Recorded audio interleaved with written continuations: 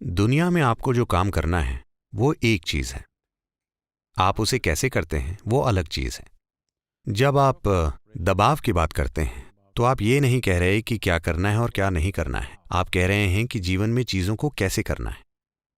अगर एक design school चलाना एक बड़ा दबाव बन रहा है और अगर एक व्यवसायी की तरह जीना दबाव बन रहा है तो इसे मत कीजिए, बीच पर टहलने चले जाइए।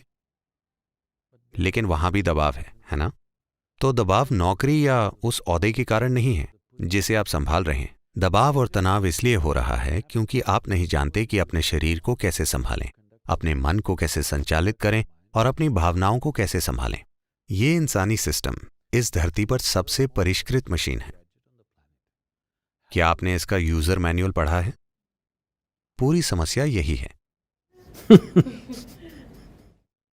अगर आप वैसा करते हैं तो बाहरी परिस्थितियां बस एक खेल जैसी होंगी। आप किस हद तक खेल सकते हैं?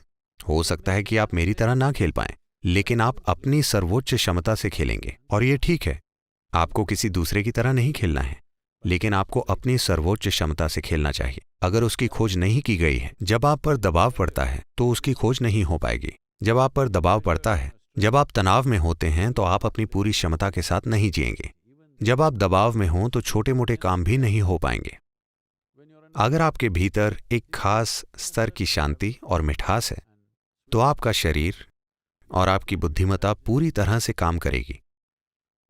So, this is about playing this life out. This is not about proving something to somebody. तो ये इस जीवन को पूरी तरह से खेलने के बारे में, ना कि किसी को कुछ साबित करने के बारे में। बात बस इतनी सी है कि अगर आप सफल होना चाहते हैं, आखिरकार आपके आसपास का हर कोई सफलता का ही सम्मान करेगा, ठीक है? अगर आप सफल होना चाहते हैं तो आपको अपने भौतिक शरीर और अपने मन का पूरे तरीके से उपयोग करना सीखना होगा। तो केवल दो ही चीजों का, और यकीनन बाहरी हालातों को नियंत्रित करना होगा। पर बाहरी हालातों को संभालना मूल रूप से इस पर निर्भर करेगा कि आप अपनी बुद्धिमत्ता और अपने शरीर का कितने अच्छे से उपयोग कर सकते हैं।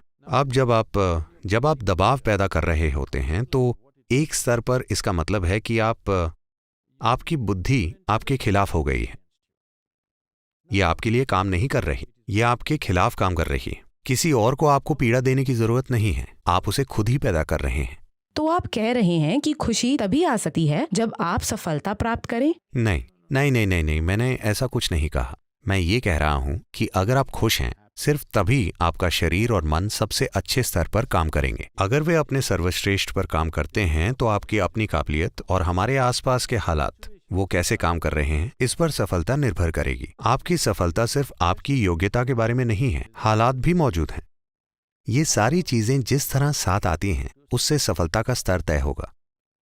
तो मैं ये कह रहा हूं कि आप खुद जैसे हैं वो पहला कदम है, आप जो करते हैं वो दूसरा कदम है, लेकिन हर कोई दूसरे कदम को पहले उठाने की कोशिश कर रहा है और ये कभी काम नहीं करेगा।